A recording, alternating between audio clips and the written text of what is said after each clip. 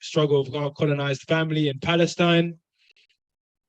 So I'd first like to introduce Student Union Co-President Yara. Then we'll be hearing from the Edinburgh Palestine Society at the University of Edinburgh before 3 o'clock, where we'll be hearing from Hassan Mahmoud from Gaza. Thank you, sis. Hi, I'm Yara, my pronouns are she, her. I'm the co-president for Equality and Liberation in the Students' Union. I was actually asked like 10 minutes ago to do this. I wasn't like, usually I can get a bit nervous, but I wasn't nervous because I feel like that's exactly the space that this is trying to be. It's so different to like academic spaces where if it was like an election theatre, I'd probably turn it down because I need a bit more time to prepare. But I feel like that's exactly why the space is so welcoming. It's just no pressure. You can just wing it and not have to prepare. But also it's because what I'm about to say is like stuff I've been repeating for the last 3 years at SOAS. So I've been involved in the Palestine Society since my first year, and I've been running it. I ran it for 2 years, and now I'm like in the SU. So I feel like I've had to repeat myself so many times that now it's like on the back of my hand, all of SOAS's complicity. Can they hear? Yeah. I think it's off. Or it's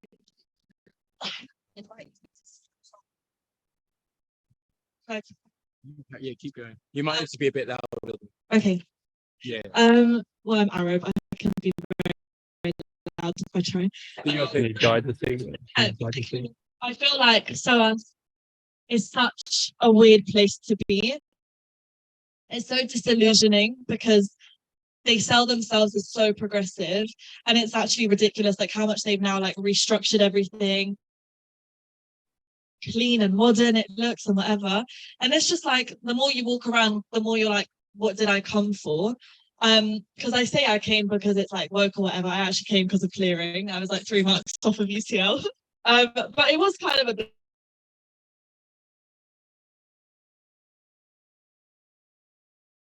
I think at other institutions it's kind of more overt, whereas here you really think you're coming and you're going to learn about like decolonial politics and what they want to call post-colonial politics. Obviously not post-colonial, like I'm literally from a land where it's completely colonized at the moment. So yeah, I think like it's been really interesting seeing like the hypocrisy that SOAS it's literally embodied in this institution. They were established to train colonial officers in 1916. And I say legacy a lot, but I don't think it's a legacy at all. I think this is ongoing. It's never really ended. SOAS had a contract with the Ministry of Defence up until like 2 years ago, which they quietly ended. And in that contract, basically our professors, our lecturers, the people that are teaching you in your classrooms, were going off and training British soldiers from the army. And that's something that our tuition fees are funding, which is like the blood is literally on our hands. And SOAS have put us in that position. So this is also like a question of like morality and ethical like responsibility as well. Like, why are you doing this to your students? And how can you sleep at night? Like, I just don't really understand it, because obviously SOAS, School of Oriental and African Studies, has regional expertise. So what are the teachers teaching them aside from like inside knowledge of our countries in the global south? So I'm not quite comfortable going to a uni where my teachers have studied my people and then they're going to go tell British soldiers, the same ones bombing our countries. So I think the hypocrisy is really loud, and I think we need to keep amplifying it. And I think now I'll talk a little bit more about specifically like how SOAS is complicit with Israel as well. So obviously like SOAS is so funny because there was like Freshers Fair like last year, and we had our stall up for the Palestine Society. So someone from the school, the main school, came to take pictures of our stall so they could put it on the website. And it's like, you have this, you want to like put it on your website so it looks cool, trendy, whatever. Palestine is sexy now, whatever. Cool. But you still have an institutional partnership with an Israeli university where you send the students who study here doing modern Hebrew to go to Haifa University, which is on colonized Palestinian land on Mount Carmel. And that was colonized in 1948 and ethnically cleansed. My family is from Tinat Haifa, which is a village near that city. So it's just weird to me. Like, the maths isn't mathsing, you know? Like, it just doesn't add up. So we've had like an active campaign in the Palestine Society to get SOAS to end their ties with this Israeli university. Before this one, they had a contract with a different Israeli university called Hebrew U in Jerusalem, which is on occupied Palestinian land. And there's been multiple issues. There's like a revolving door between like Israeli academia and the Israeli military, the Israeli defense forces, or what we call them, the Israeli occupation forces. So I think it's really important to like keep this on our agenda. The Palestine Society, the students have been mobilizing to stand up against this. There's also investments, like SOAS invests over £4.7 million in companies which are complicit in either like Israel's illegal settlement economy or in like the arms trade or like the military. Like there's this chemical company that SOAS invests in, which the Israeli army also use. So I think it's just really important to keep this on the agenda. I think the longer I'm at SOAS, the more I'm disillusioned. And I also feel like a lot of my education has happened outside the classroom. Like I haven't had like a big Arab community or Palestinian community like growing up in London. Like I'm a diaspora kid. And I think it's been really difficult to like keep in touch. And I think till I got to uni, I was able to like form community and meet people, one of whom is in Edinburgh Palestine, which is really cool. So I think it's really important to like have ways to connect with one another. And again, all of this stuff happens outside the uni. My friends invest it as well. Like I've met them outside of uni spaces. I think it's just important to keep that in mind and like question what the uni actually provides us, aside from like sucking money out of our pockets when we could just read books for free and meet like this and create our own alternative spaces to do that. So yeah, I think I've talked long enough, but maybe I'll pass it on to someone else.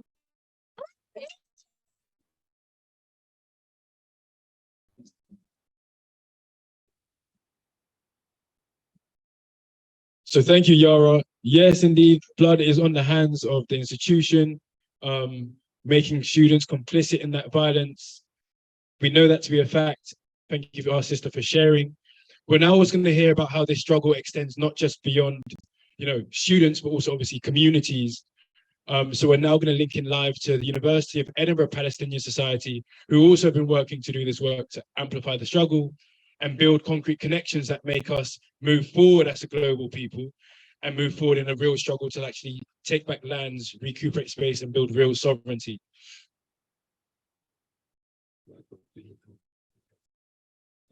Hi guys, can you hear us? Yeah, loud and clear. Amazing. Sorry, we have to stand awkwardly like this, but we have everyone here behind us. Okay. I'm Dario. I'm Hajar. And we're both highly involved in the Justice for Palestine Society at the University of Edinburgh. And we kind of just wanted to give a similar sort of overview as to how the University of Edinburgh is specifically complicit in Israeli war crimes and in Israeli apartheid, etc. So kind of just like following along the lines of what Yara said there in SOAS. But we have a couple of things to talk about. Just for contextually, we are also holding you might know already, but we're holding our own occupation or reclamation of a university space. And we've been holding loads of events. And today it is a bit Palestine centric, which is great. And so that's the context of why everyone's here. Hajar. Okay, so it's a constant battle with this university in terms of in several aspects. I mean, today we had a very interesting talk with a faculty member about how certain things make it hard for, such as the IHRA definition, make it hard for us to talk about Palestine, and it really suppresses a lot of academic freedom. I mean, the university itself has a long history in terms of its involvement with the colonization and imperialism. For one, Arthur Balfour was the chancellor of our university, which is part of the reason our homeland is currently colonized. Then do you want to talk about the IHRA? Yeah, so basically, recently in a different Scottish university, there's been the good news at Aberdeen University. There's been the good news that the IHRA definition, the definition of anti-Semitism that's being weaponized and specifically used to target Palestinian activism and pro-Palestinian speech on campus, that they've rejected it officially at the University of Aberdeen. And we can only hope that someday the same will happen in Edinburgh, because actually what we were discussing today in a different event is that the atmosphere at the University of Edinburgh is much more hostile to changes and to changing that reality that we have on campus at the moment. Basically, people are pretty scared, because you have all these stories of different academics, including at Sheffield Hallam University, different activists, different teachers being targeted through the use of both the IHRA definition as well as prevent strategies in general. And so we're just talking about how, we're trying to find a way to counter that. The staff, the UCU, so all the staff and PhD students, etc., have already published big statements about all of this. There's still kind of missing, the students haven't done enough, I think. I've been trying for years, but we've really had a really good discussion today about how we can work together with the staff and with all kinds of students from different student groups to really bring that change. So that's IHRA. I wanted to quickly talk about also, it's just been brought to my attention. I've been reminded about how a couple of months ago, well, for context, this university can sometimes be a hostile environment for Palestinian students, that want to speak out, that, or just see this place as a safe space. And then a couple of months ago, there was a Zionist stall outside of the main library, and that was by Stand With Us. Yeah, so Friends of Israel, a lobbyist group from LA with someone that came up from Manchester, set up a stall, several hours, was handing out very racist flyers and posters and misinformation. And to see this walking around campus is a bit distressing. And then to deal with this, the student union, USA, and speaking to them about this, they were very unhelpful. And so what we've come to see is that, all these Zionist lobbyists, they can come and march into university campus and say what they want and spread their propaganda. But for Palestinian students and Justice for Palestine, it's very quick for us to be shut down, on claims of anti-Semitism and all this stuff. So we're also trying to navigate that and work through why this was even allowed to happen. Yeah, and the double standards, really. I think on that note as well, a discussion that we would love to have with SOAS and people, any society really wants to talk to us about it. It's kind of like this internal debate that we've been having about whether it's useful to be officially recognized as a university society or not, because we're currently, for the second year, we're not a student union society.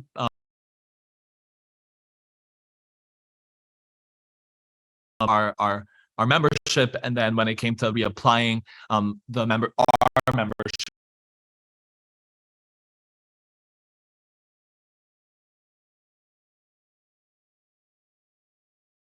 an official youth society. But then there's been this internal debate, which has been really interesting, but also a bit distressing, because I don't really know where I stand personally about whether it's a better idea to kind of make changes through formal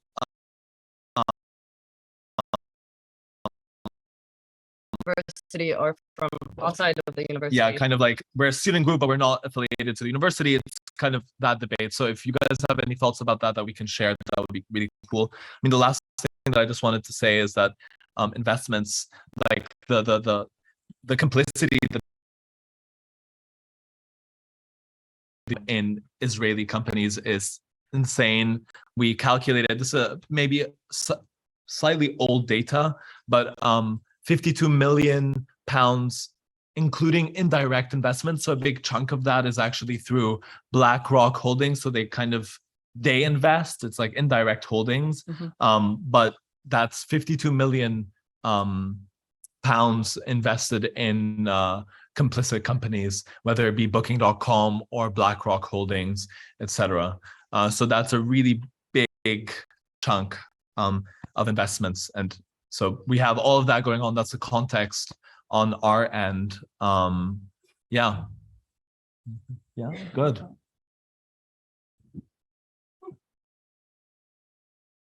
Oh, thank you. They're clapping.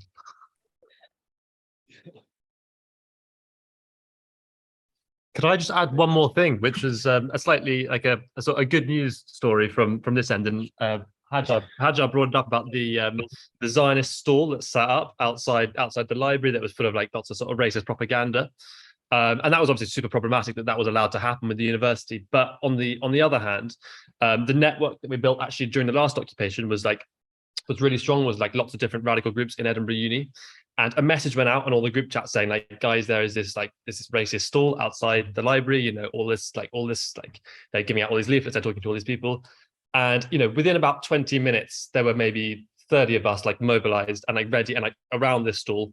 And, you know, just like talking to these guys and basically like not letting them share their, you know, racist like rubbish around the campus. And eventually they actually just went away because we were there and we surrounded them, and not in like an aggressive way, but in like a sort of, you know, wanting to make sure that they weren't sharing this like horribly Islamophobic and just generally racist propaganda with the student body. And so that was like a really powerful moment where like the fact that we had these connections that we'd built through doing work together and stuff that JPS had like fostered meant that actually we were able to stop that from happening on campus, which was really, really cool. But yeah, back over to you guys in London.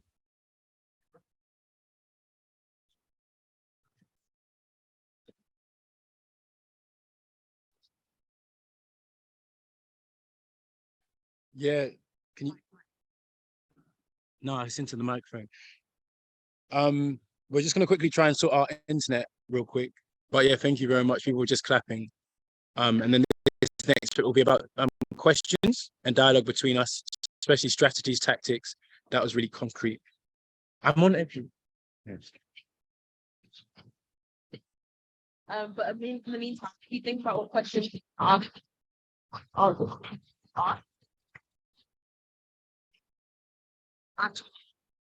on everywhere.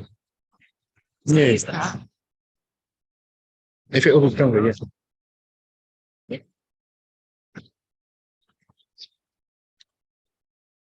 Like it's not gonna need to.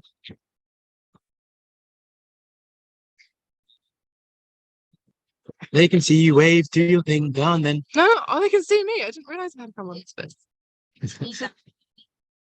Actually, can't really see very well. No?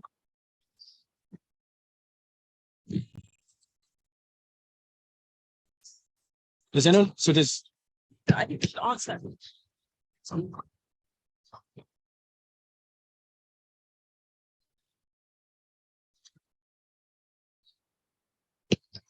So for now, if anyone has any questions, No, I was just going to say, we're going to respond to firstly the question you guys just asked about the formal channels or working like outside of the university. Yara, did you want to speak? Hi. Hi. So we've discussed, actually me and Didier have like discussed strategy and stuff in the past. And I think at SOAS it's interesting because for our Palestine Society, like we kind of have gone through formal channels in terms of like campaigning, because after Sheikh Jarrah and like the assaults on Gaza were happening in 2021, and there was like uprisings across Palestine and in the diaspora, there were two members of our SU who submitted a paper to the academic board to get them to address the issue of the partnership with an Israeli university, Haifa University. So we managed to get it on their agenda. They were like, yeah, we need to do something because otherwise we'll look bad.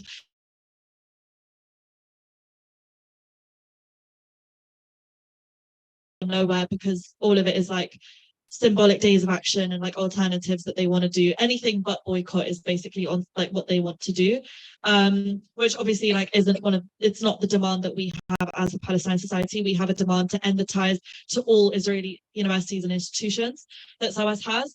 So we started off with like formal channels, but then as that was happening, a student occupation at SOAS happened, and we as Palestine Society had our demands on that because that was like a cross-campaign occupation, mainly addressing like the workers' strikes.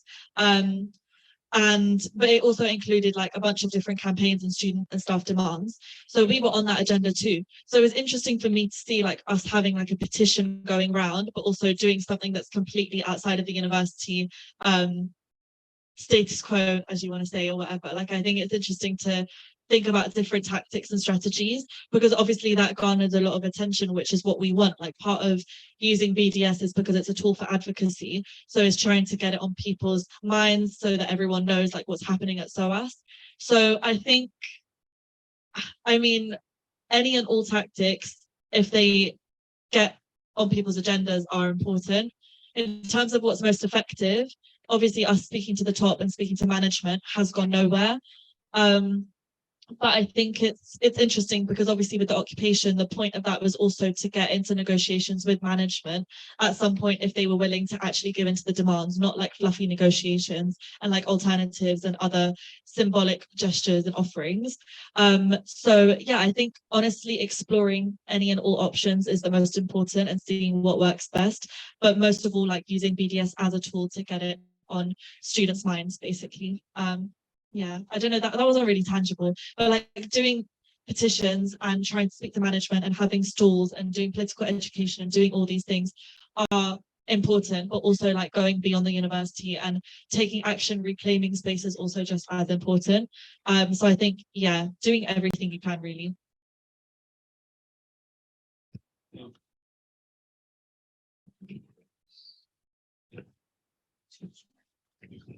Any response from Edinburgh, you can, if you unmute, you can open, yeah. Do you have anything you want to say? Sink in. Yeah, I think for us navigating through USA, we've been, sort of juggling whether we should be part of USA, mainly because like it would increase visibility as a society, more people could join all of this. But then there's the other issue of an act that they have adopted called Prevent. So basically, if we were to be part of this, the University Student Union, we would have to, every time we wanted to invite a speaker or do any of this, check off the categories of like whether this event should be held or not. And basically the categories or they have is that, reconsider whether you want to host this event if it falls under several topics. And the first three topics are, or the first topic is Israel/Palestine. So if we were to be a USA society, we would have to go through that every single time we want to host an event or host a talk, which is a bit problematic. That's why first initially we found it a bit easier for us to navigate working outside of that. We can host our own events without having to go through all of this. Those loopholes essentially of like that they put up as obstacles essentially to like free and efficient sort of dialogue and speech and events and activism, etc., etc., etc.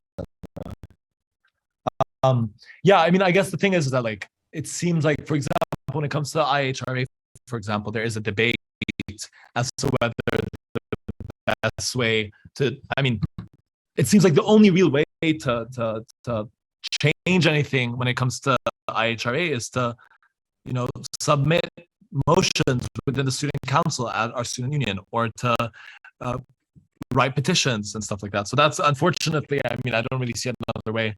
I mean, I don't know if there's another way to do so. But yeah, I mean, I really think that's an interesting sort of, I mean, I already knew that in the back of my head and I sometimes forget because it almost sometimes becomes a bit black or white, right? When you're doing activism, where you're like, I'm either like this, radical, I don't know, like I'm buck the system in every single way, or you're just like very much working within the system. But there's kind of like a middle ground. So thank you for. Does anyone have anything they want to ask? You have a question? Come and ask. We have a question. If you don't mind, we'll have the person ask. Hey. Hi, so I just had a question for you guys. I don't know if you've had this sort of experience, but recently we've like kind of had a bit of conflict with some other local Palestinian solidarity groups, specifically Palestinian solidarity groups led by maybe like older people like who have said some really well, I had an incident in which some of them attacked me and said some really transphobic things, and also supported the Assad regime in Syria and denied the genocide of Syrians. And I'm just wondering, like, what your thoughts are on collaborating with these sorts of groups, and like whether it is worth it or not, or yeah. We'll let you guys let that. Most, I feel like, obviously, because Palestine is such a big cause that it resonates with people for different reasons. But like, for me, like, there's a baseline that it's a queer issue, an anti-colonial issue, an anti-capitalist issue, a feminist issue, an anti-imperial issue. And like, that's the baseline that I think we as youth need to set, because there are older generation Palestinians and people like older generation allies as well. I hate that word allies, but you know what I'm saying. That like, they stick to traditional tactics and traditional ways of thinking, and it's our role as like the youth to challenge that. I mean, there's a lot of concepts that like my parents might have subscribed to that I completely disagree with, and I think that's why it's our role as the youth to like challenge that. In terms of like collaborating as well, like I think it's important to note that all of this comes back to the Zionist regime. Like, all of this is, the root cause is the Zionist regime. Like, this fragmentation was caused by them among Palestinians. And that's why there's so much like fracture in the Palestinian movement. Like, I fully wrote my whole dissertation about it. Like, it's really bad. And it's also, I think, because like Palestinians are also expected to be unified like no other community or like no other movement. Like, there's such an expectation to be homogenous, but that's not expected of like other communities. So why are we expected to have like one political ideology or like one belief in every like sense of the word? So I think in terms of like collaboration and cooperation, it's like you need to develop some sort of baseline of like, what do we believe in, and are we willing to compromise on our own politics to work with a different group? Because also, like, Palestinian solidarity groups shouldn't be competing with one another if you're there for the same cause. Like, you need to keep in mind like the bigger picture. So yeah, I think it shouldn't be seen as like competitor. It should be seen as like, we need to work towards the same thing. It's just that people coming to the cause from different points of view will see it differently and will have different tactics and ways of thinking what will be effective. So yeah, and also just on that note about Dario, you were saying about like SU, like registering as a society through the SU. I think also it's really problematic, like in the context that we're in, to have like conditional funding.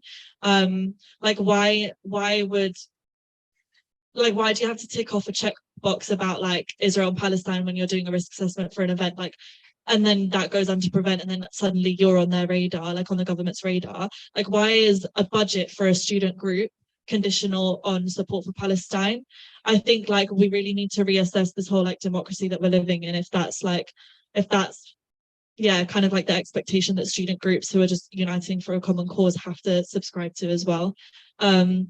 So in that case, like, context is really important, like the uni you're at. Like SOAS, there isn't as much pushback from students, like there isn't a lot of Zionist pushback, or at least it's not overt, and it comes more from the top.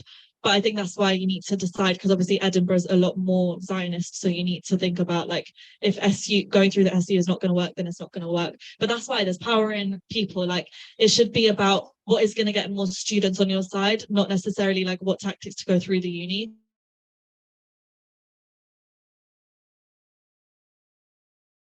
Thank you, Yara. I forgot for management to say no, basically. You cut out for a second there at the end, but I think thank you. I think power to the people, power in numbers, mobilize. Like that's the tactic you need to do. Like, figure out what works best in that sense, and then management will have no choice, basically. Does anyone else have questions? Yeah, just also I wanted to quickly share something on that point, because it's a point that comes up all the time, especially when we talk about questions of national liberation. And sometimes it's really difficult to think about working with other people and different perspectives. But like Yara said, like if we're organizing to win, we don't have time to actually really just be, to not see that there is a real bigger picture, and we have to come to terms with, actually trying to strive forward. And of course, that means, making sure that when we're building ways of like collaborating and cooperating, we have concrete lines about what we can do and what we can do together, because fundamentally it's always going to be those struggles of these different perspectives. But they'll become these, when those lines are drawn effectively and you're actually doing that work, then you can at least get to a point where for the most important times and matters, you know who's going to stand beside you and who's not. But there's a big issue, especially in this part of the world, of sectarianism, of people who don't want to collaborate and cooperate because of, certain lines of perspectives. And if you isolate your struggles, you will make your struggles far, far, far weaker, especially as repression escalates. So there's a big imperative on all of us to actually really think about, to take that up and to continue to move forward, especially as questions where these are struggles that are going to be intergenerational. You're going to be working with people with different perspectives. So just on that one. And then just a quick offering on the idea of forming a society. This is just a personal perspective. I would always say that you should, because if we let things like prevent or all these other rules which operate within these institutions to dictate and marginalize or like restrict us from access to resources which are ours, then we fail as people who are students to assert our right to an effective education. And you do that only by forming a society and dictating to your university where those resources should go, and finding clever ways to do it anyways. And that becomes a question of actually building more tactics into the arsenal of how we're actually going to organize to win. So would encourage that. We're trying to set up a society here that links together struggles with global majority for planet repairs. And this is another way that you can bring together different ways of being and allow different people to step into university spaces, not as a primary site of struggle, but as an important place that has to hear other perspectives outside of just academic intellectualism.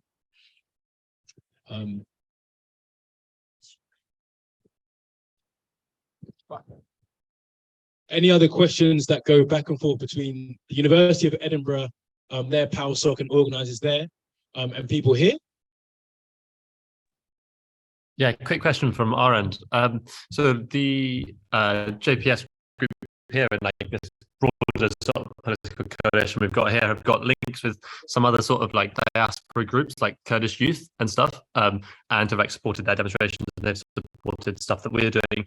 I was wondering whether the JPS London group had links with other struggles for national sort of self-determination. Say it again. Does the London JPS group have links with other diaspora communities in London that like they can support each other's action stuff, like in the way that we've got going up in Edinburgh with Kurdish Youth Scotland? I was wondering whether you guys had similar stuff going on down in London. Not so much with external groups at the moment, but I feel like SOAS Palestine Society historically has always done kind of like joint struggle work. And we're also one of the oldest societies, I think, in the UK, like Palestine societies. So like for a long time, they've been doing work with other groups. But I feel like at like this moment in time, it's very much like concentrated within SOAS. So we do a lot of stuff with like Justice for Workers, and like we do a lot of stuff with the unions as well. So I feel like it's more on that basis, but also there aren't like a lot of other active groups like national liberation groups on campus either, which is also something to think about. Like why is that? Is that because there's not a lot of students to carry on that work or whatever it might be? But yeah, I feel like historically we have done kind of joint struggle work, and hopefully more in the future, but I think it's mostly like cross-campaigning focused at the moment. I have a question which is an open one for PALSOC here and in Edinburgh, which is basically how do you maintain and hold and build like international solidarity with people who are like actually on the front lines in Gaza, for example, in Palestine?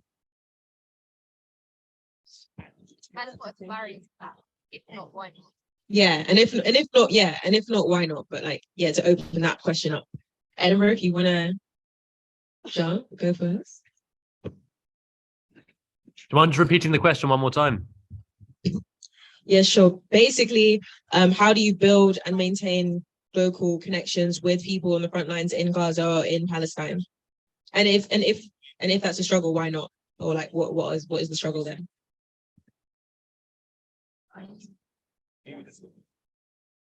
No. We haven't done much, but I do remember in the last occupation, we established contact. We hosted a interview with Muhammad al-Kurd, Palestinian poet. We also had a very informative talk with Mazen Kumsiya, who does a lot of work on environmental apartheid. So yeah, that was like our first opportunity almost to host events with people in Palestine and to learn from them. And I think we should continue doing that. Yeah, I mean, it's always been something that like I think that we've wanted to do. I remember in the last occupation as well, I think there was a potential event that was going to take place and never did. That was sort of like contacting or getting in contact with students at Birzeit University in Palestine. Like there were ideas kind of floating around, and unfortunately, because of the mess that the world, I don't know. I mean, it just never happened. But it's something that like actually thank you for asking, because it's kind of getting me to start thinking about how we can do that more. And if anyone from your end had any ideas of like how, I mean, actually partly I think the best way to do it is to keep sharing contacts with each other, right? Because I mean, I heard someone say earlier about just generally collaborating this week with SOAS and with what you guys are doing over there, is that we've had like an opportunity to get in contact with groups, non-Palestinian, just like groups that are really interesting and different sort of organizations that are really cool to get in contact with. So I think this sort of communication and this sort of channel for sharing contacts, if those contacts can also be from Palestine and on the front lines, as you said, and sort of have that insight that, you know, us, and we're both diaspora, but also that organizations and societies at universities in the UK might not have. That's just really, I mean, really, really important, and something that I really want to. And we have an answer, maybe, and that's even better than whatever I've been saying. I'm thinking.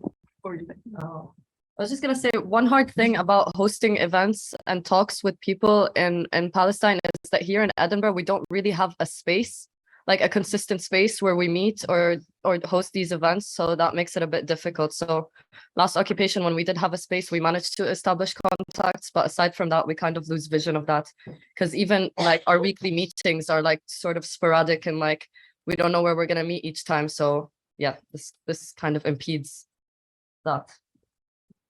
Okay. I have a few answers to this question as someone who has been working with Friends of Al-Aqsa in Glasgow for a while. Friends of Al-Aqsa is an organization that has a lot of links in Palestine and Gaza and in the West Bank.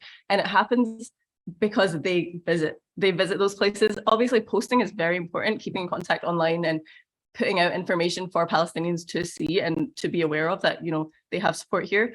But in Glasgow, I know at least, I don't know how viable this is in Edinburgh, but there are a few organizations, like older organizations that have been around for a while, that would be really interested in like reaching out to students and reaching out to university societies to take like maybe not even that many people, like 1 or 2 people over to Palestine to try and make not even like connections on the level of organizations, but like to build personal connections with those people, to like make personal friendships, build, you know, interpersonal relationships, to make a real link with those people. And I think from that, you could definitely build up relationships between organizations as well.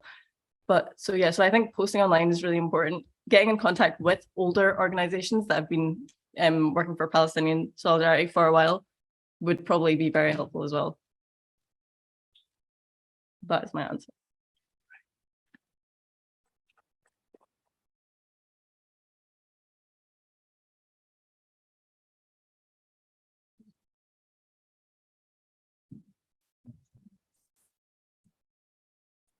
Hi. Oh, sorry. I just wanted to say thank you very much for that answer. And now we're going to be joined. We've just been joined. Can they hear us? Okay. Yeah.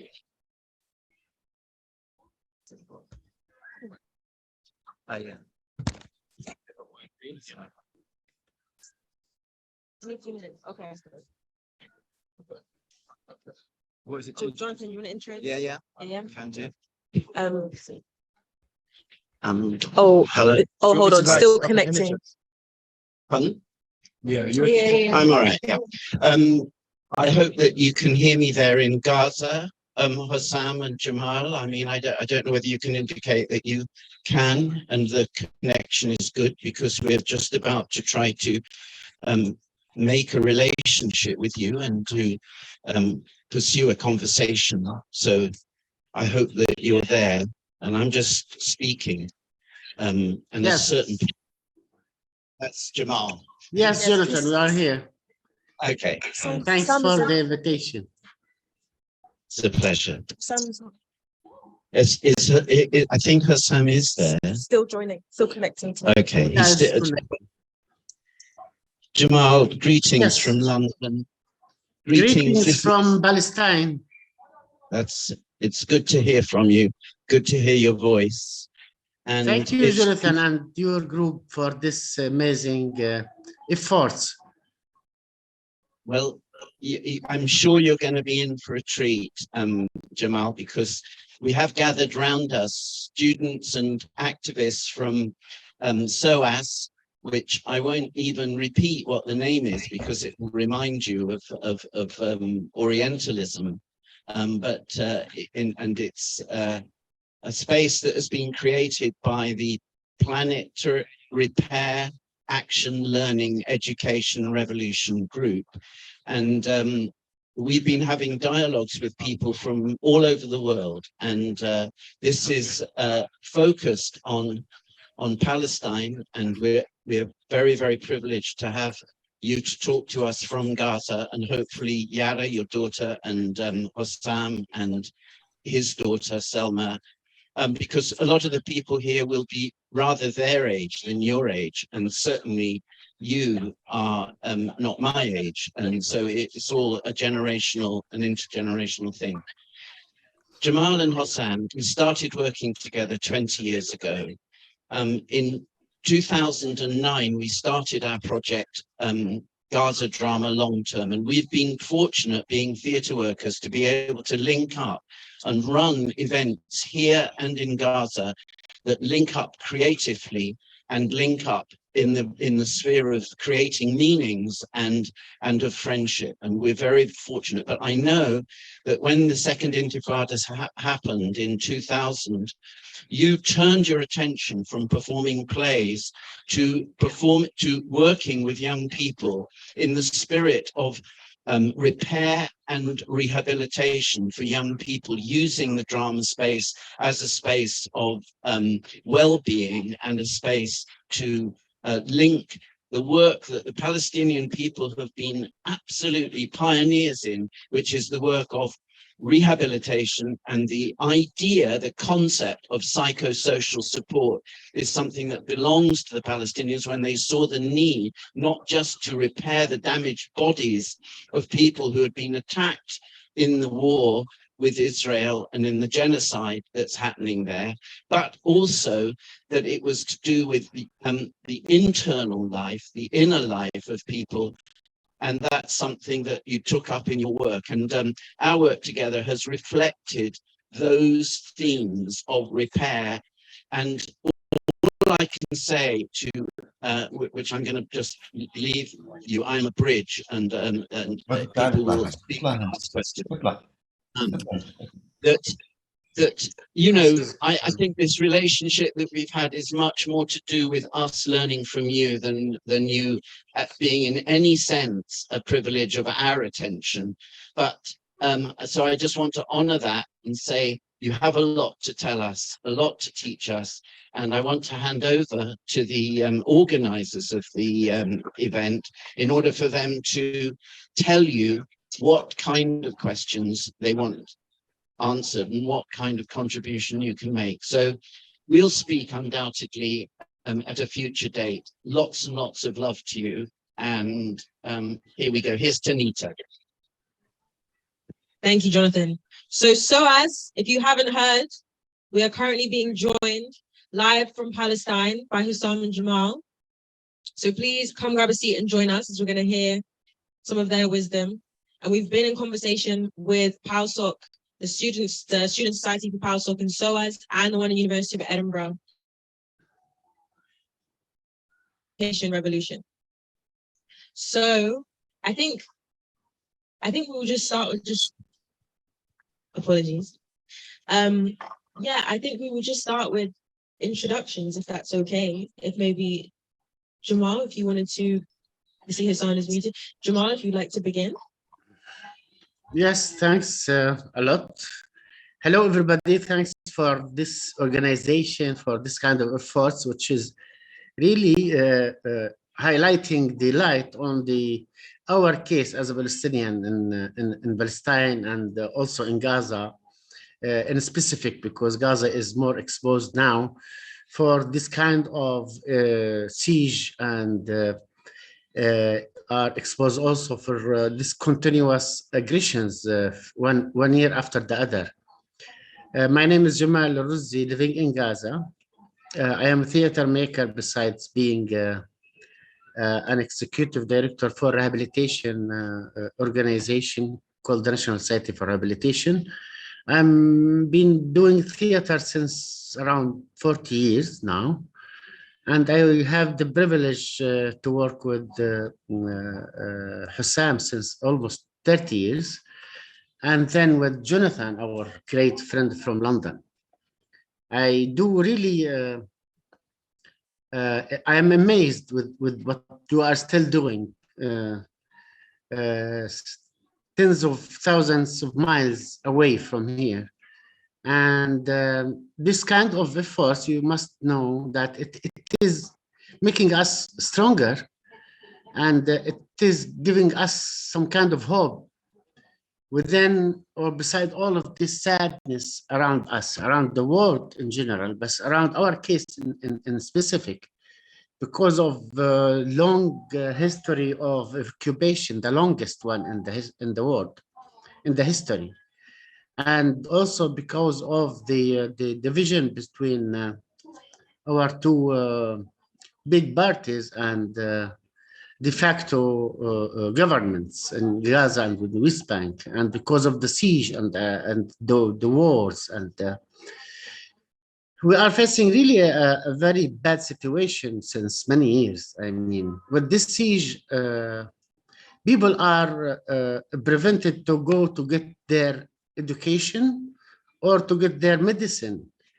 Of course, they don't have this chance to interact with the external life and people everywhere because of this kind of siege. This aggression is not only killing the people and damaging the streets and the infrastructures, but also it is damaging the soul of the people, because every time children and adults feels alone and feels frustrated.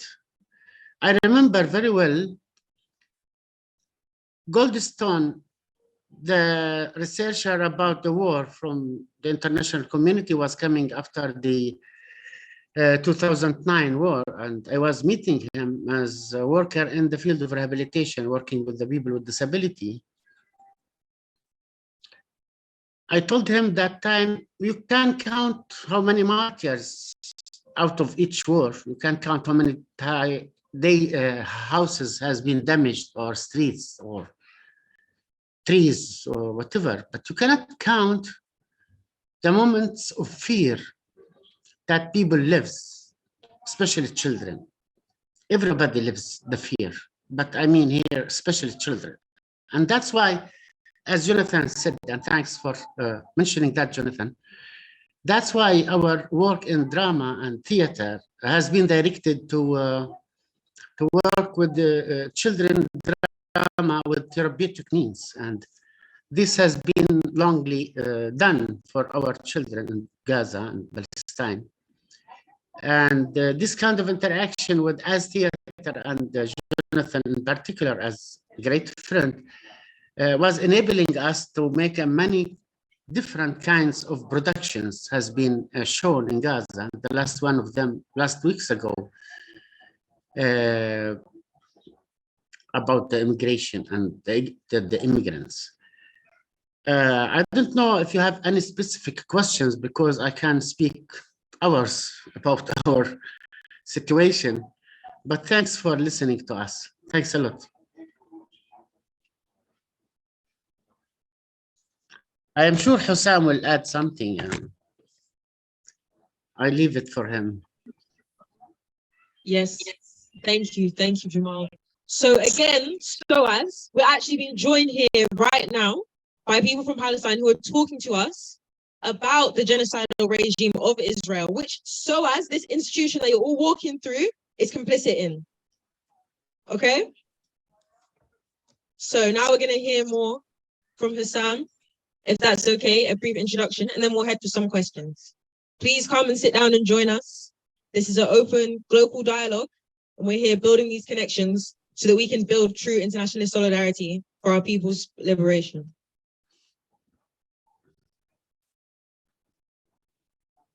Hossam, you are muted, Hossam. Well, thank you. Thanks for giving us this platform to communicate with you and to communicate with the world through you. What to say and what to add? Well, first of all, referring to what introduced by Jonathan, I think Jonathan loves us very much, saying that he learned from us. I hope there is a part of truth in that. But I can tell you one thing. Truly, we can teach the world how to survive war, how to survive blockade. And I don't know the interpretation of the word blockade when you hear it. Imagine you are in London and London is sieged completely with military checkpoints that you have to prove that you need to go for a humanitarian life-saving reason in order to get out of London. At the same time, the goods entering for you, the food, all needs of daily lives, it is calculated for absolute enough need for you that you continue surviving but not really living. This is one single example of what means to be under siege or a blockade. This is what is imposed by the Israeli forces in Gaza. And unfortunately, all the time, and it has been already, as Jamal said, proven by evidence-based by many legal platforms, starting with the repertoires of human rights of the United Nations, with many international human rights organizations, including Amnesty, that Israel is an apartheid country, that they are using force against civilians, that they are targeting children and civilians. It's been proven that they committed plenty of human crimes against us, yet they are never accountable because, I don't know what, supported by the Americans, supported by you, the Europeans, mainly the UK, the founder of Israel, of course. Yes, your government is totally a supportive for the Israelis, a blindfold completely on their crimes against us. So this is maybe something you will not witness or see in your news, unfortunately, because also the news is leaded as well, manipulated as well, and its role is to manipulate people, not really bringing you the truth. The truth you can see about Palestine only when you are inside Palestine. Jonathan was those lucky people who was able to be in Palestine, in West Bank, in Jerusalem, and even in Gaza. And he saw what does it mean to live in Gaza? What does it mean is to live under a blockade?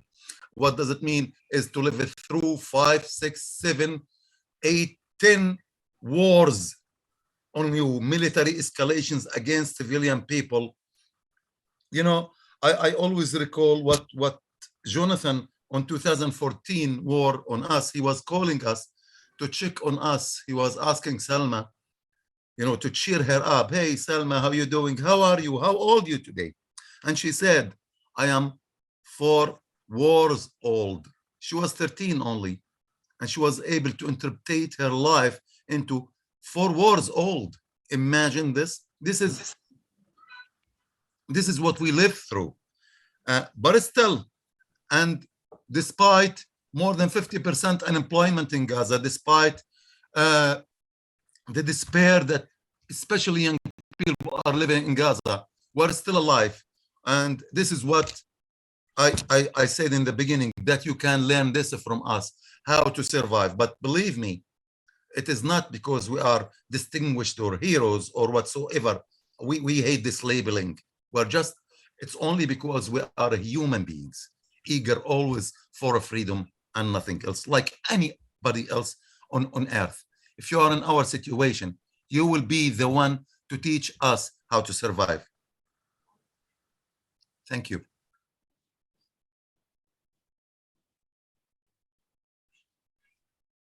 Thank you, brother. So one of the questions that we had, unless anyone wants to ask a question here, okay, I'll go with this question, is that what can we do here concretely to be building solidarity and to be supporting your struggle? Like what is it that we need to be doing? The PALSOC here, the people here, everybody listening. Yeah. What are your demands on this space? On this space, I demand to make much wider and bigger linkages with our youth, the youth people who are the future, who are here living the despair and in need for the hope. I can see here really that big part of the hope that me and Jamal have been pumped into us through someone like Jonathan Chadwick. So because Jonathan make us felt that we are not left alone. So this is what our people, what our young people is in need for, to feel that they are not left alone and they have a glimpse of hope through direct communication with you, with the platforms of Youth of Gaza. That will be a great support and help. Besides, just disseminate the message.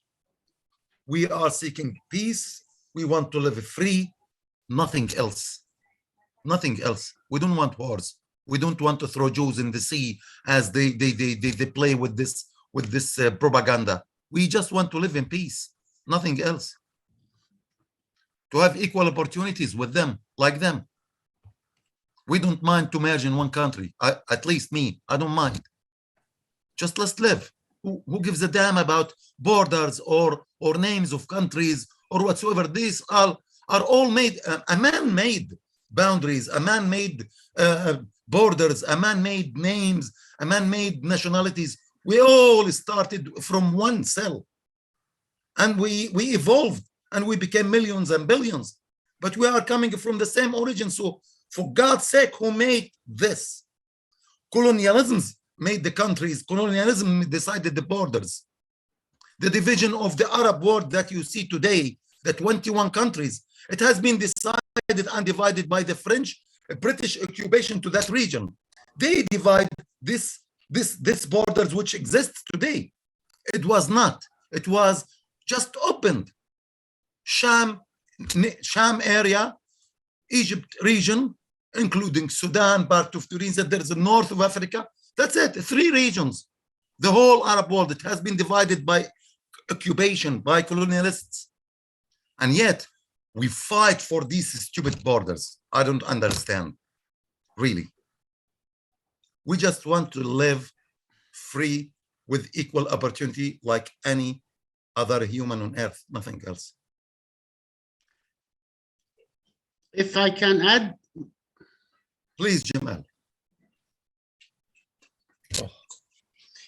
Yeah, you asked a very critical and practical question. What we can do from there, from London. Don't listen to CNN. Don't listen to BBC. Actually, they are destroying the truth and they're reflecting the facts. The idea is that the media is playing the worst role after the occupation because they are changing the idea, the mentalities of the people and showing us as criminals in a way or another. We are just defenders of our rights, our humanity, and our children, our lands. The idea here that parliaments, your parliaments, should make some kind of pressure on the government because they have to, in a way or another. It's not because that you are the cause, I mean, the British, but because you are free people now, and you want to make something for us under this occupation. if you press on the parliaments, to press on the countries to stop in a way or another, or at least to minimize their support for the occupation, this will make some kind of difference for us. I mean, everybody here is affected in a way or another. And myself, I did not lose my soul, but I lose one house one day when in the aggressions. I lost the only piece of land I have collected in my life 3 weeks ago in the last escalation. Everything was gone in the air. And this is this is the thing that I can count, but what I cannot count is what I feel in my soul because of this. This is what I was going to leave to my children when I die one day. Thank you.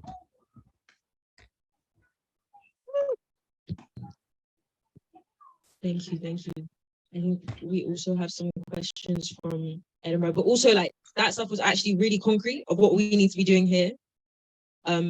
Yeah, like it's very clear that our role, especially because we're in this place, do you know what I mean? Like we're in this institution that has these ties with Israeli universities. We're in the UK, which uphold and has literally created these colonial divisions. We have a serious responsibility to understand that like this is not a joke.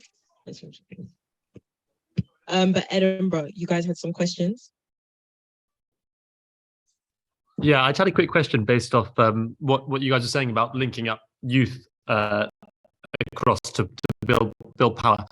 I was just wondering within Palestine. So I was wondering whether there are connections between like youth resistance in Gaza and then youth resistance happening in places like Masafa Yatta, with groups like Youth of Samud and other resistance communities there. And I was wondering whether that was something that either of you guys knew about or were able to talk on. Whether basically, yeah, whether there's like whether that bridge has been made between places in like the rural south and.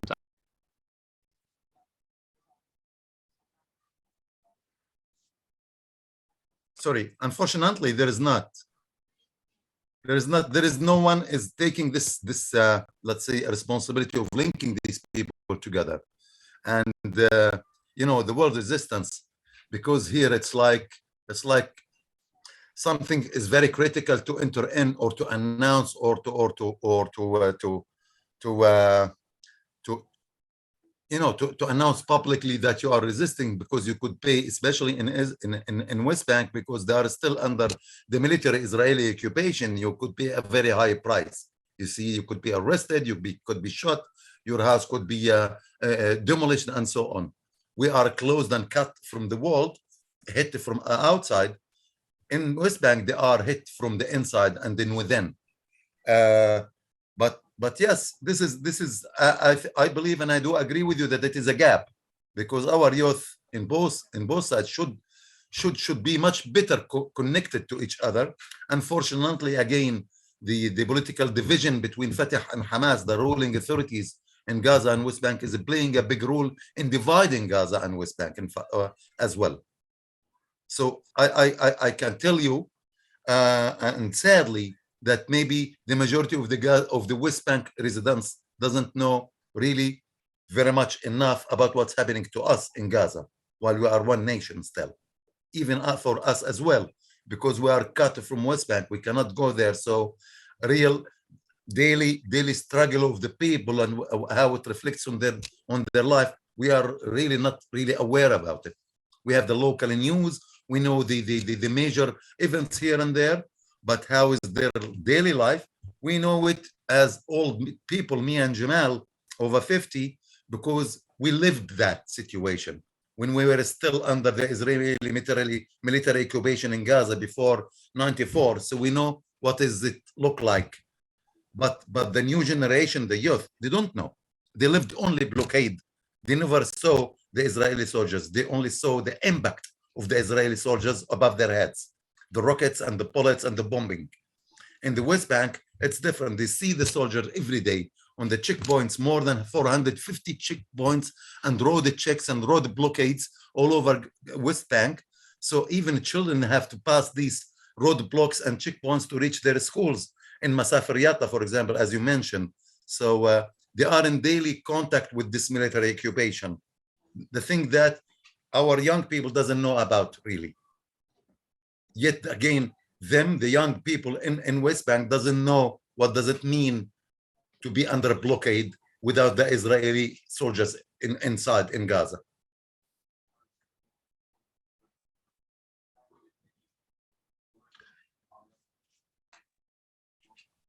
I may add one sentence, please. The importance from my side, what I think, and what Hossam said about the bridging and what you mentioned for the youth, the extra value on this is that to keep the memory for the generations and to keep the knowing the facts in a way or another.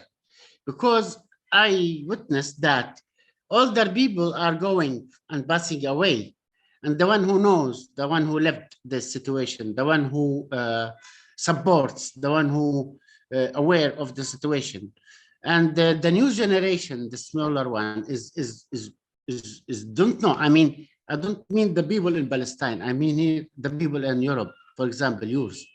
So knowing the truth on this side will enable people, youth, to keep struggling toward the rise of humanity. Let's say that.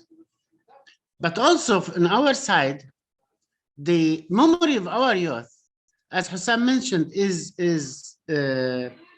sealing with the occupation and the siege.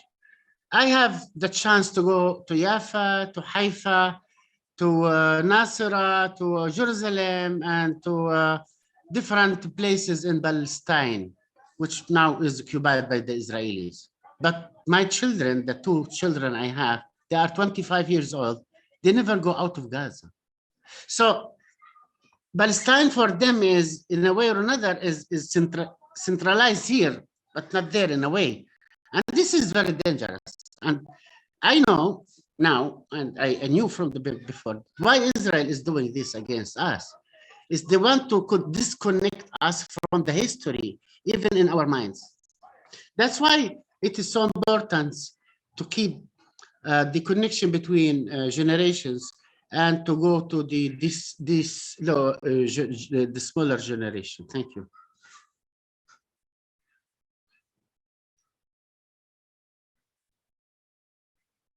We have another question from this end, if that's okay. Yes, yes. Hi, I had the pleasure of working with a theatre group in Delhi called Jannati Manch, who also did some theatre with the Freedom Theatre in Palestine, and we used to do a specific form of theatre that was very political, which was the street theatre, and I was just wondering what forms of theatre and how can you use theatre as resistance, if you could have a bit on that. Thanks for saying this question, because I have a story to tell in this, personal story. I was 17 years old, living in Nusrat camp. That was something like around 40 years. Huh? And I was liking theater in general. So in the camp, there was like an UNRWA club, and we wanted to make a theater. We were just hoping. I mean, we don't know anything about theater. We did not study it. We don't know a lot. The only thing theater we know is the Egyptian that we were receiving commercial theater.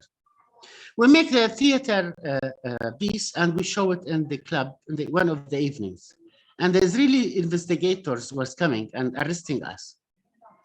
And one of the main things that I learned, I realized that theater and culture is very dangerous, as well as weapons in a way or another. So from that time, we struggled to keep on going with theater. And for this, I was losing 2 chances to go outside for studying after secondary school, because I was prevented for 14 years to go out of the Gaza Strip. 14 years until the authority was coming in 1995, and it was the first time ever I passed the borders. The idea is behind this that theater was showing a lot of facts. For example, we could make many productions like Checkpoint. Checkpoint was touring in Europe for, I don't know, tens of times, I mean. And it was showing the checkpoint between two cities in Gaza Strip, where we have to, and that was part of the fact, by the way. I was the driver and the play, and I was telling my son that I bought your present for your birthday, but I might come with it today or maybe tomorrow or after tomorrow, because that one checkpoint between two cities was costing us at least 17 hours of waiting. Realizing that the Israelis is stealing not only our land, but also our time. And showing this for the people in Gaza, because people in Gaza, when they show the display, they say, you are showing us that what we are living. I mean, what is new?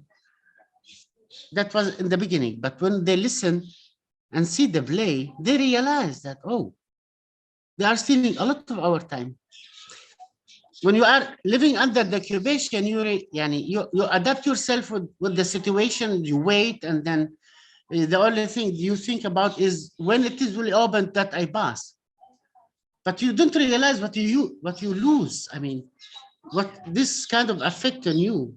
So working on this for our people, and then with this message for the people outside, making some kind of a struggle against Israel. We use it to protect our children when we make a drama with therapeutic means, because this is also a struggle. The idea is that we are still making theater is a struggle by itself within all this situation that we are living, because they want us without any kind of soul. Our struggle is to keep us going on alive and still show the people that we have the other side of what media is trying to show us. Sorry for my, thank you.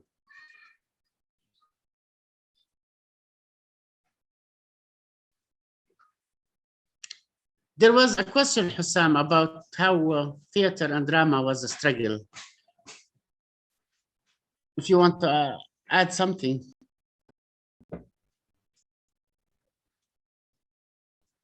I think, Jamal, you elaborate enough on that. Thanks for you, my dear. Thank you.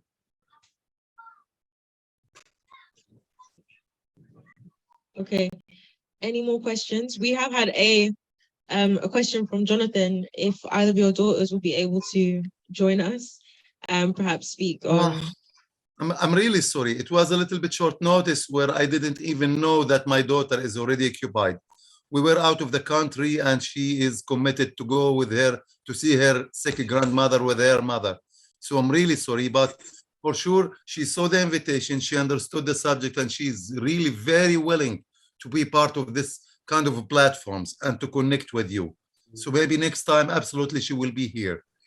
As well as for Yara, she is still in the university. I'm sorry that she is not there. She loves to be interacting with this kind of events. Next time we will arrange it better. Thank you. Blessings, family. I wanted to also ask you a question because you were talking about how really right now something that would be very important would be to connect up, you know, and actually have this dialogue from young people to young people, for example. And I mean, I think this is really important because not only just us here, you know, building that real humanity, real connection, and having that dialogue is not only so important to build that real, you know, global human family we're talking about.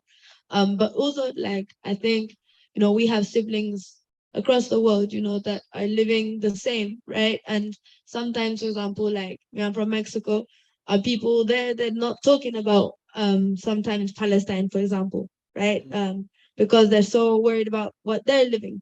We were this morning writing a letter to a Kashmiri political prisoner, and a sibling here, they were talking to us about how Kashmir is also occupied right now by India, you know, and like all of this where there's all these realities being lived internationally, and I think like I think there's a huge importance about actually building these bridges internationally, actually linking up and becoming to know each other. You know, we've got uncles and aunties that talk to us, elders in our communities that talk to us about how beforehand, you know, they would link up and have these international ties, you know, from Vietnam to Algeria to Ghana, etc. And that all needs to rebuild, right?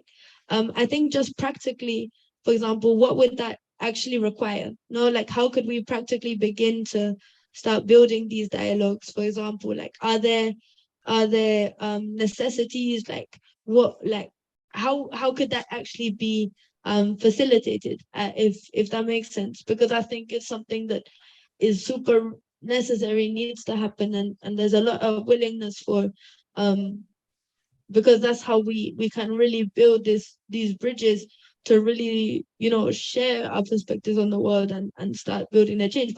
But yeah, what are there practical needs? Like, are there practical ways we can begin to do this? At least from your context there, if that makes sense. Well, wow. I cannot agree more. In fact, you are totally right. And I can add the Yemenis, the Lebanese, the Libyans, the Syrians, the Rohingya, the Uyghurs. There are plenty of oppression all over the world, unfortunately. And I strongly believe in the role of youth to change this. It's all politics. It has nothing to do with the humanity. And for your main question about how we can build a kind of such dialogue, maybe the best way to facilitate a dialogue that could last longer rather than the first enthusiasm moment is building several platforms with specific interests. So for example, if youth are interested in culture, we link them with people interested in culture. So they have, beside the general talk about human rights and freedom, they would have a link of interest on culture or in a global citizenship or on global warming or climate change. Or so maybe the best way is to find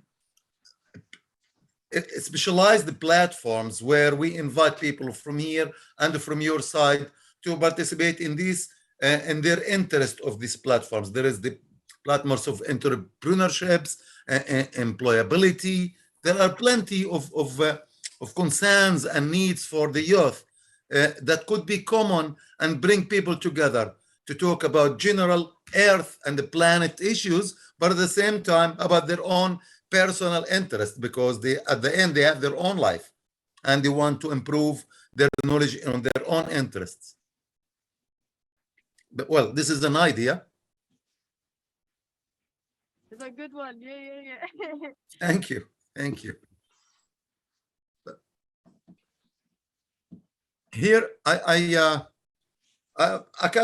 kind of a starting point could be, we have here in our building a center, entrepreneurship center, where it receives many youth, tens or even hundreds of youth, supporting them by training them on employability, resilience, climate change, climate justice, and the 21st century life skills and things like that.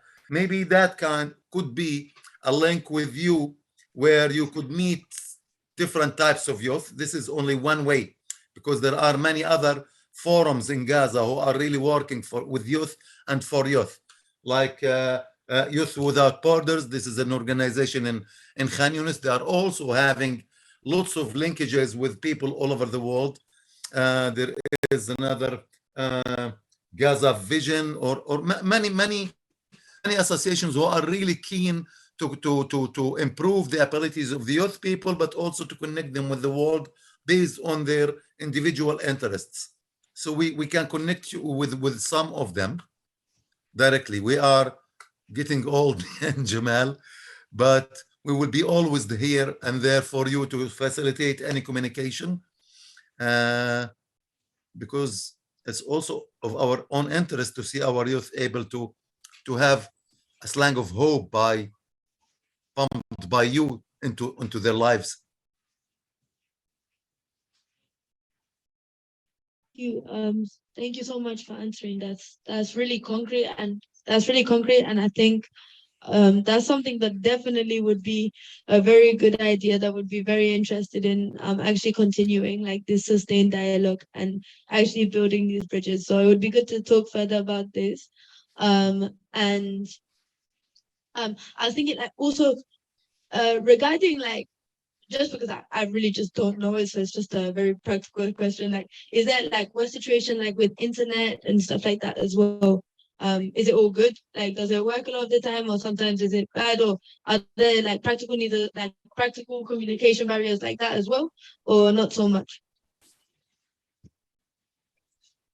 No, I will take your link and I will connect you with 2 or 3 forums of youth in Gaza, and then the connection is directly with them.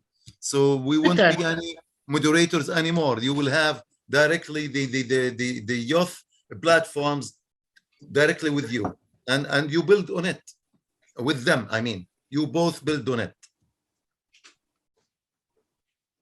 Thank you. You're welcome, my dear. You're welcome. Yeah. I'm sorry, we forgot to mention one main aggression happening and just recently started, this aggression against Ukraine.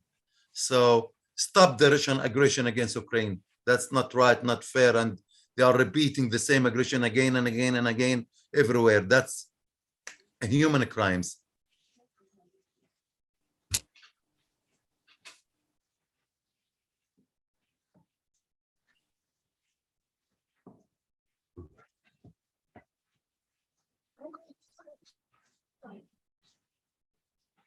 Yes. Yeah. Just quick last question. Yeah, just quick last question, brother. My sister just asked a question that we always ask because it's really kind of a helpful, concrete one that people can like, you know, learn about the actual practical conditions, but also think about practical ways we can like gather material and resources and facilitate them going to places where they're more needed and they're actually far more helpful. Which is a logistical question about you know, what are the realities of communication in Palestine? How do people generally manage like a communication in terms of, you know, logistics, internet, radio? Yeah, we and do what are have the all sort of of that. barriers to We do have all connectivity? of that with all the generations. So, for example, the internet is the second generation. You are in the 5th generation using. We are prevented to have this advanced technology. So, when any new technology happening in the world, until it became old, then they throw it to us as a gift.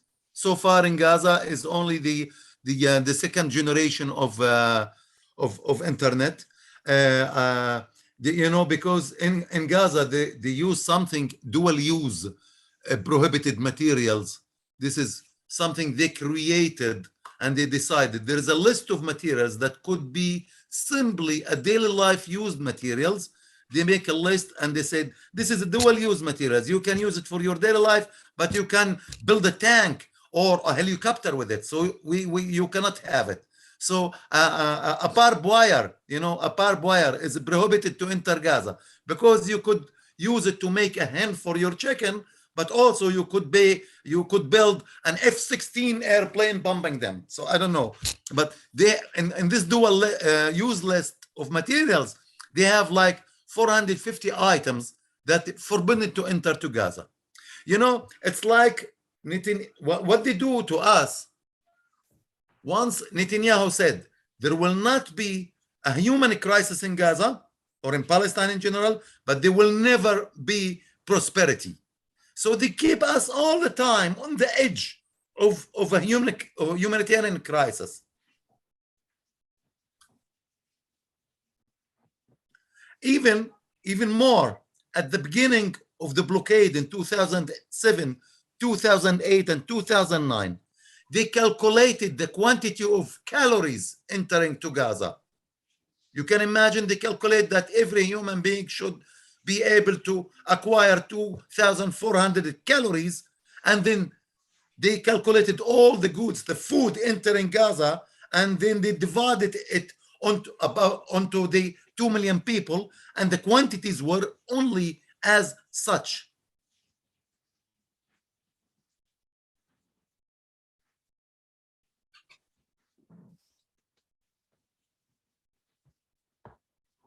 Have any other questions? Just Please.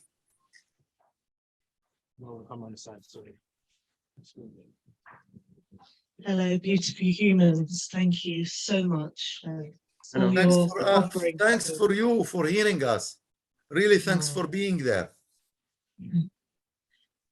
I guess as I sit here and I've been here on and off since the beginning of this week, and in this concreted landscape, and how distant people are from the fact that we are humans, the root of the word humans, humus of the soilness.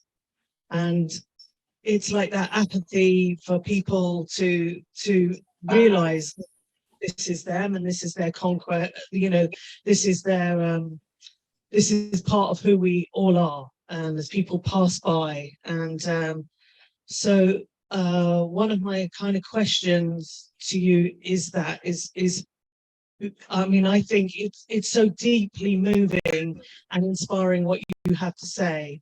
I guess for me, it is that separation is a grief, and it's like the fear people have of connecting with their grief and separation from all that we are together, that my freedom is bound up with your freedom, and yeah, that separation. So my prayer and song to you really is about that grief. And if you have any other thoughts on how we can dissolve some of this apathy or distance, where people can pass by and, you know, can kind of close their eyes and mind. And my song for this is: River of tears, carry us.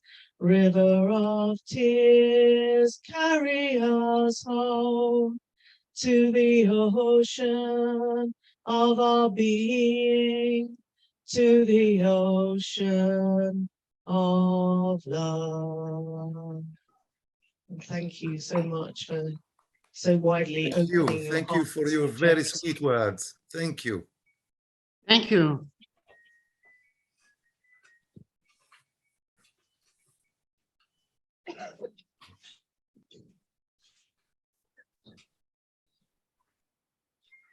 Okay, thank you. Do we have any final questions from, we'll just check if Edinburgh has any questions.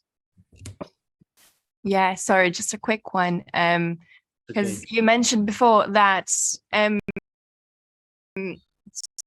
we cannot really rely on mainstream media to address what's going on in Palestine right now. And I'm from Brazil, and it's the same over there. People don't know what's happening in Palestine. So actually, from your point of view as artists, I'd like to know, how do you think art, and could be specifically theatre or broader, how can we amplify this communication, this, like, bring more people into the conversation through art? How do you think we can do that, and how potent that could be to bring more people to talk about it and to know what's going on in Palestine? Thank you so much. You are welcome. You're welcome. Well, for years we did it directly, where we were able to go to Europe and to build theater plays together with artists from Belgium and also with Jonathan. We've been in the Drama Institution of Manchester University, in Sibiu Festival in Romania. Many theater tours we did in France, Belgium, and Luxembourg. Since this blockade imposed on us, we're really unable to see this kind of direct, cooperation in creating art together. It is really harsh. Much simpler in West Bank, because easy to enter West Bank for international, so you can really link with many theater groups there. For us, it is one entity, one Palestine. Gaza and West Bank is one, despite the division made by the Israelis. So you would find at least 10 or 15 theater groups, but also filmmakers, fine artists, contemporary artists. There are plenty, singers, musicians, and many of them already have links with the outside and many cooperations with international communities, and anyone can address them.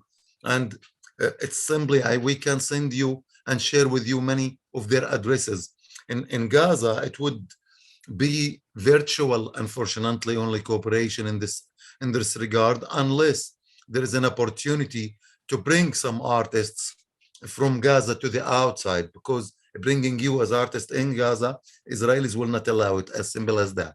They only allow internationals who are officially registered working for a humanitarian life-saving organizations or United Nations organizations. Otherwise, you cannot enter just as a visitor, for example. Yeah, I mean, maybe it needs another set of meeting to talk about the kind of type of cooperation could happen virtually over art with Gaza. But also in Gaza, there are many theater groups, many musicians, writers, contemporary artists, painters, and so on. Some of them are able to travel outside. For example, through the Institute of the French Cultural Center, they have an art residency yearly in Paris, where they invite like around 6 to 10 people from West Bank and Gaza to spend like a few months in the Cité des Arts in Paris. So they have a great opportunity for exchange. But this is one platform. But we must, and you know, such kind of exchanges, it needs resources, in fact. And I'm talking money. It's financial resources in order to make you come in or us come out. Because at least in the theater, it is really very complicated to do it virtually, you know. But we need to be, you know, on the stage together, in touch, and you know, talk, discuss, act, improvise, fight, and create. So yeah, I don't know, Jamal, can you say something on that? What it comes to my mind actually is that it's very important to keep bridging between groups, theater makers, and other kind of arts or cultural even. But also, what comes to my mind actually is some sentences, some messages can within your activities here or there, within your events. I mean, that people at least hear about what is going on. Some messages that can be acceptable for the law at your countries, but at least some messages can just be thrown between the words, between the sentences for the audiences. That will help a lot from my side. I mean, what I'm thinking, because many people doesn't know also.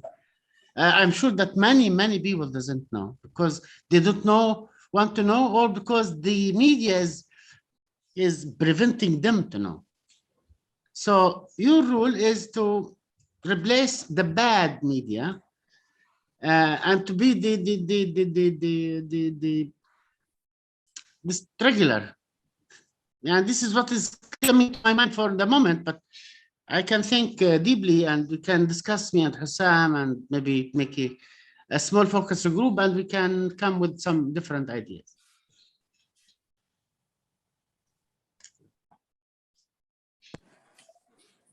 Thank you. Can you hear us okay? Okay, brilliant.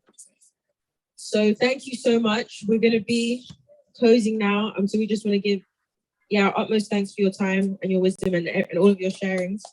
Thanks. Thanks for you. I mean, it's a great pleasure. And thanks for our friend Jonathan. So glad to see him and hear them. So thanks for connecting us. Thanks to everybody, and it was a great time to be here. You give us a great hope. Thank you. Thank you. Thank you so much. Big blessings. Goodbye. Allez, ciao. Goodbye. Thank you. Bye. Bye. Thank you. Bye. Bye-bye.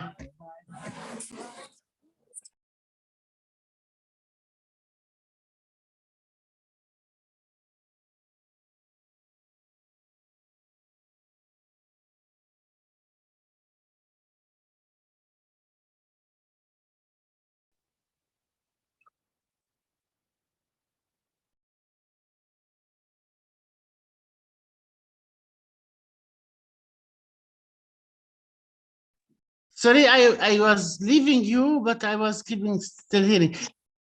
What did?